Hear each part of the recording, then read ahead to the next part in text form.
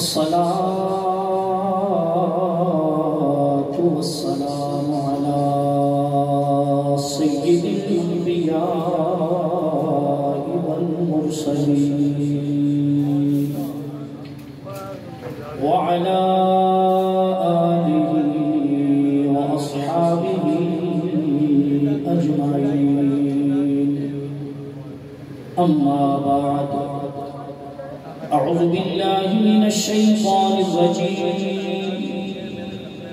بسم الله الرحمن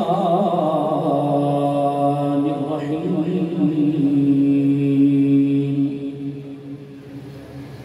قل لا أسألكم عليه أجرا إلا المودة في القربى.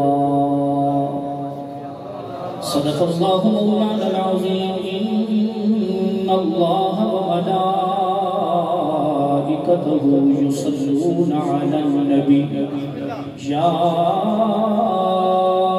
أيها الذين آمنوا صلوا عليه وسلموا تسليما.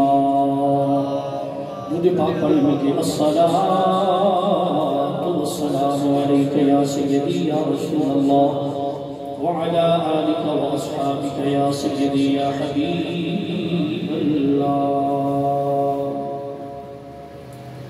کافی سارا وقت گزر چکا ہے اور میں اتنی لمبی تقریر نہیں ہو گئی. میں 15 یا 20 منٹ میں جو میں نے چند معروضات آپ حضرات کے سامنے پیش کرنی ہے وہ پیش کروں گا. اس کے بعد انشاءاللہ العزیز مل کر دعا کی جائے گی. ماشاءاللہ آج کی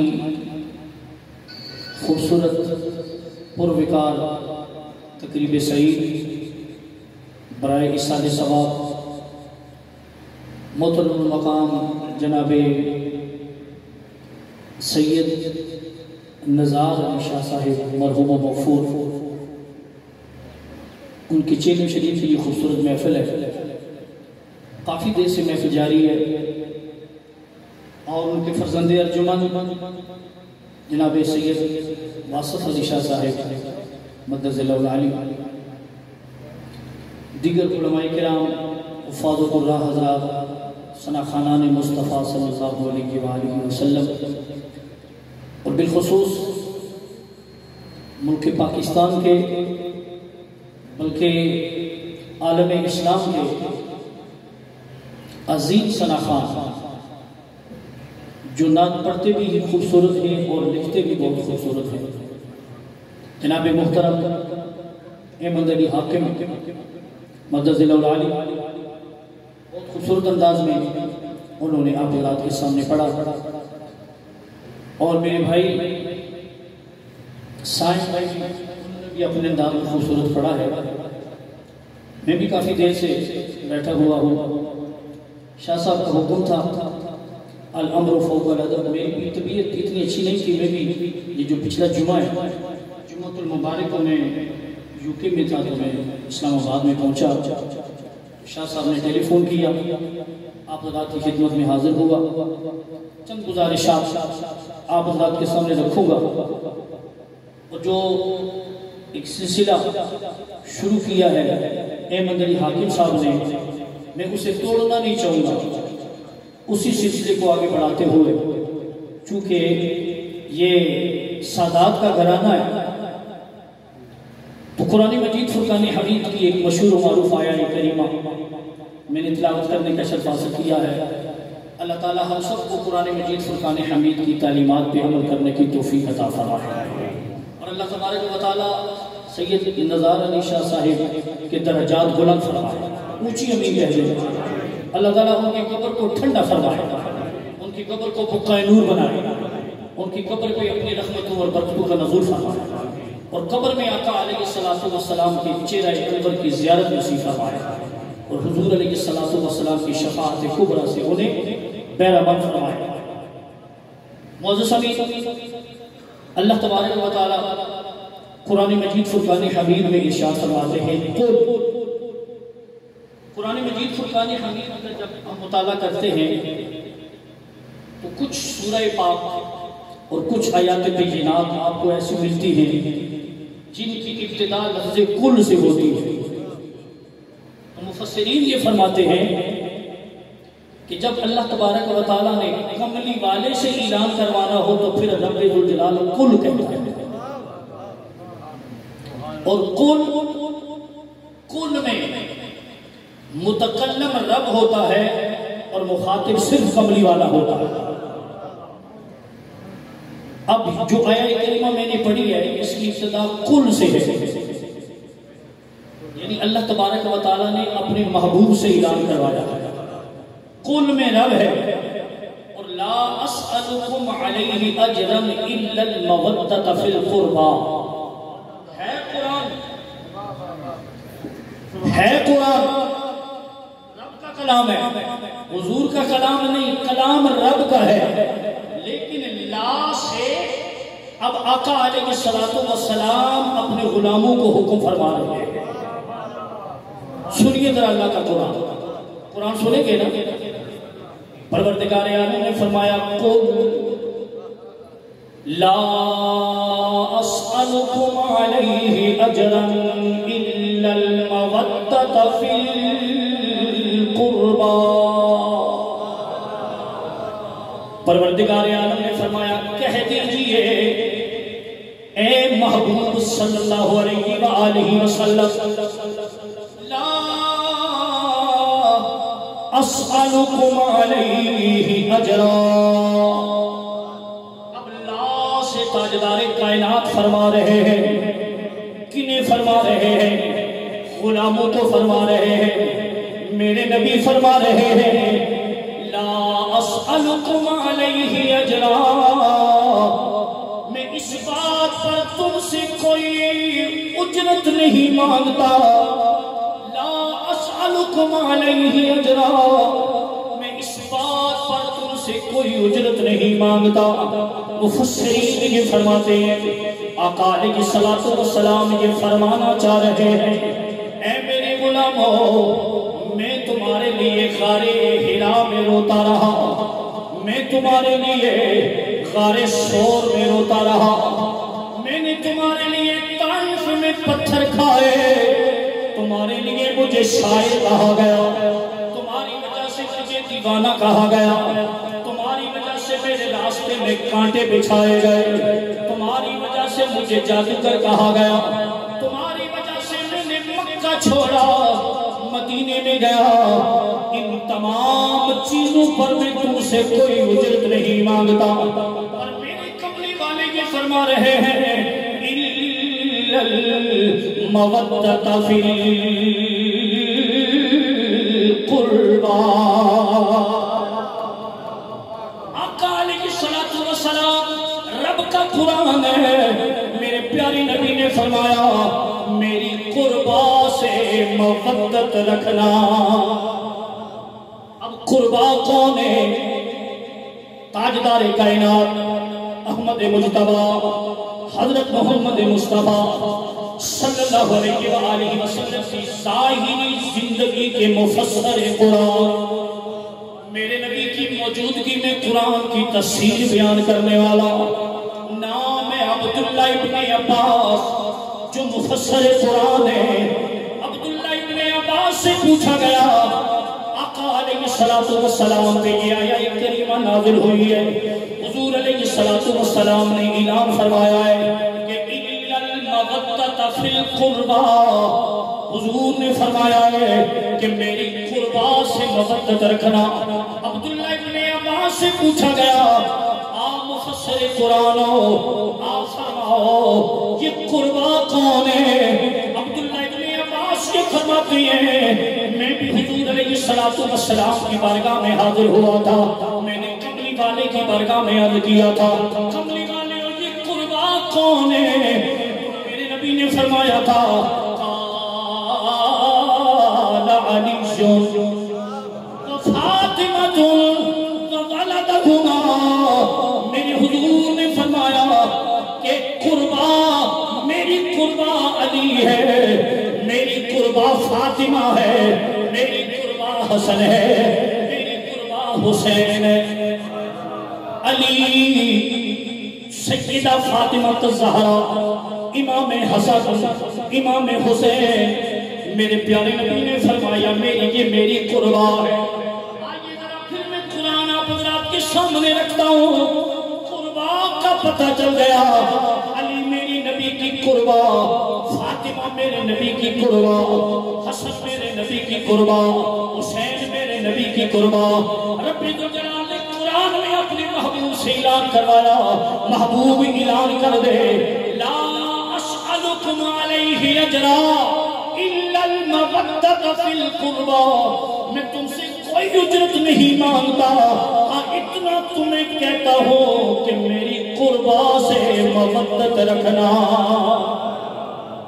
لیکن ایک علمی نکتہ بھی سماعت فرمائیں، پڑھے لکھے لوگ بیٹھے ہوئے ہو، میرے پاس وقت بڑا مختصر ہے، پروردگار عالم نے محبت نہیں فرمایا، مودت فرمایا، کہ محبت بھی عربی ہے، محبت بھی عربی، قرآن میں محبت بھی استعمال ہوا، اور یہ مودت بھی عربی ہے۔ لیکن میرے معزز سلیم جلال الدین سیوطی کو پڑھیے، قاضی ثناء اللہ پانی پتی کو پڑھیے، جو بھی تفسیر آپ پسند فرماتے ہیں اس تفسیر کا مطالعہ کیا جا سکتا ہے۔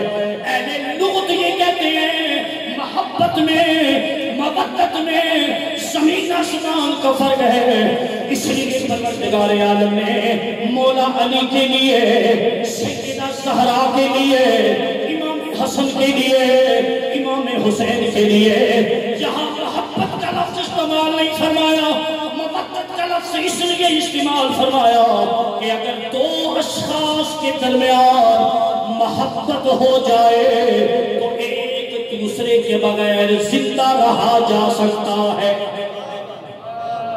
مفسرین یہ کہتے ہیں مچھلی کو پانی سے، مچھلی کو، انسان کو پانی سے محبت ہے، اس لیے انسان کئی دنوں تک پانی کے بغیر زندہ رہ سکتا ہے۔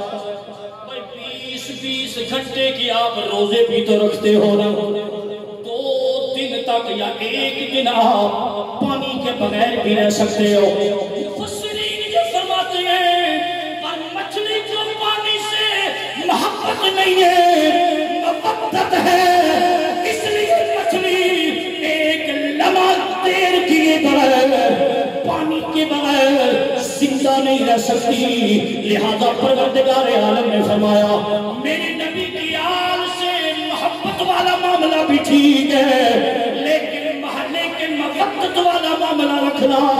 پروردگار عالم نے فرمایا اہل بیت رسول کے ساتھ تمہارا ناطہ رشتہ، تمہاری محبت کا اظہار، تمہاری محبت و عقیدت ایسی ہونی چاہیے جیسے پانی کا رشتہ مچھلی کے ساتھ ہے، جیسے پانی کا رشتہ مچھلی کے ساتھ ہے، یعنی پانی کے بغیر مچھلی کا زندہ رہنا ممکن نہیں، اہل بیت رسول کے بغیر ہمارے ایمان کا سلامت رہنا بھی ممکن نہیں۔ اچھا ہے نا سبحان اللہ۔ اسی لیے میرے پیارے نبی نے فرمایا اے پیارے علی، تیرے چہرے کو دیکھنا بھی عبادت ہے، علی کے چہرے کو دیکھنا عبادت ہے۔ میرے پیارے نبی نے فرمایا اگر علی کو دیکھنا ہے، علی سر سے لے کر پاؤں تک کل ایمان ہے، کیا ہے بولیے، سر سے لے کر پاؤں تک علی کل ایمان ہے۔ اور معزز سامعین میں جلدی میں عرض کرنا چاہتا ہوں، نصیر ملت چراغ بولنا پیر سید نصیر الدین نصیر رحمت اللہ تعالیٰ علیہ، آپ کے چند اشعار یاد آ رہے ہیں، اگر اجازت ہو تو پڑھ دوں۔ حاکم صاحب کو ماشاءاللہ حاکم صاحب نے پیارا پڑھا ہے، حاکم ہے وہ پیارا پڑھتے ہیں، پر گولڑے کا چراغ کہتا ہے کہ منظر فضائے دہر میں سارا علی کا ہے، کہ منظر فضائے دہر میں سارا علی کا ہے، جس سمت دیکھتا ہو نظارہ علی کا ہے کہ کل کا جمال جزو کے چہرے سے ہے جہاں گھوڑے پہ ہے حسین نظارہ علی کا ہے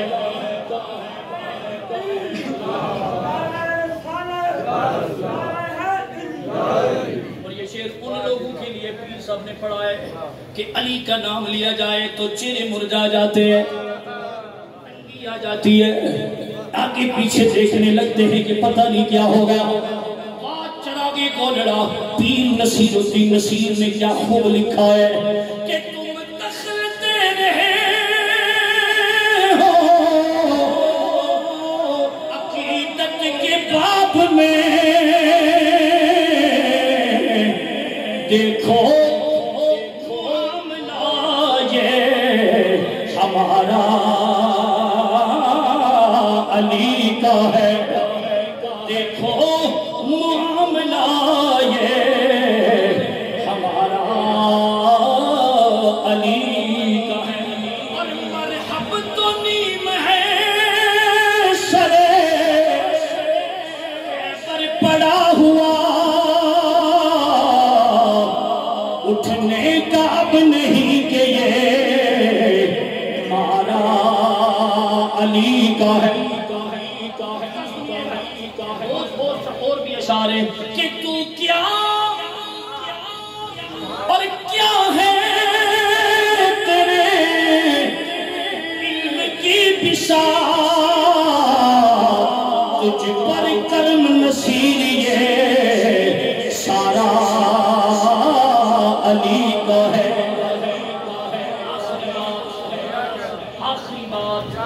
دیکھئے مولا علی کی بات کر لیتے ہیں آپ بدر میں جائیں بدر کی بات کریں احد کی بات کریں خندق کی بات کریں خیبر کی بات کریں دیکھئے معزز سامعین فوج ساری ہی لڑتی ہے پر یہ نہیں ہو سکتا کہ وہ جو تمغہ جرت ہے وہ سب کو مل جائے تمغہ جرت کسی کو مل جائے صحیح ہے نا ساری فوج لڑے گی لیکن دیکھئے نا تمغہ جرت وہ نشان حیدر کسی ایک کو ملتا ہے اور نشان حیدر اسی کو ملتا ہے جو اس جنگ کا ہیرو ہوتا ہے بدر ہے ماہ رمضان المبارک ہے 313 صحابہ ہیں ہزاروں کا لشکر کافروں کا ہے بدر کے مقام پہ میرے پیارے آقا صلی اللہ علیہ وآلہ وسلم نے پڑاؤ ڈالا ہے جنگ کا سلسلہ شروع ہوا میرے نبی نے دوران جنگ دعا فرمائی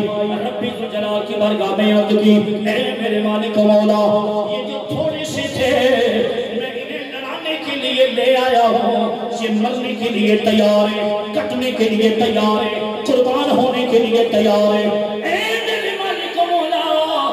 تھوڑے سے ہیں ان کی مدد فرماؤ اے میرے مالک مولا اگر بدر میں تو نے آج ہماری مدد نہ فرمائی تو میرے مالک مولا میدان محشر تک تجھے پوجنے والے ختم ہو جائیں گے قرآن یہ کہتا ہے رب کی امداد آ گئی لہذا پتا چلا کہ صحابہ کے ساتھ ساتھ جبریل بھی لڑ رہے میکائیل بھی لڑ رہے تھے فرشتے بھی لڑ رہے تھے اسی لیے عبداللہ ابن مسعود یہ کہتے ہیں جب ہم تلوار اٹھاتے تھے کسی کافر کو کاٹنے کی کوشش کرتے تھے ہماری تلوار چلنے سے پہلے کسی کا کان کٹ جایا کرتا تھا کسی کا بازو کٹا ہوا ہوتا تھا کسی کا سر قلم ہوتا تھا جنگ ختم ہو گئی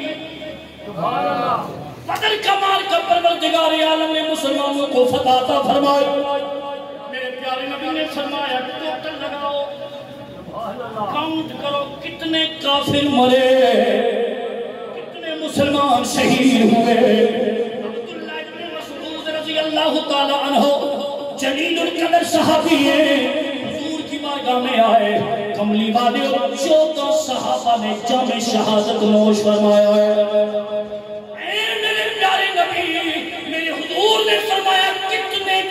کافر مرے بدر میں، صحابہ نے عرض کیا کملی والے 70 کافر مرے، شاہ جی 70 کافر مرے، ان 70 میں ابو جہل بھی ہے۔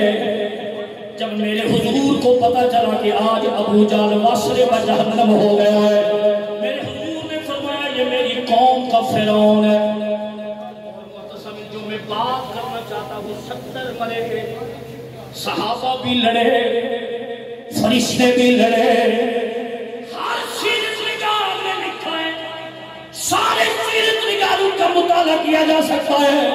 70 میں 30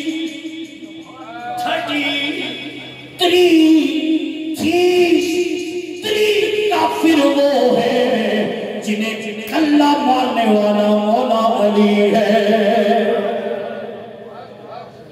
70 میں 30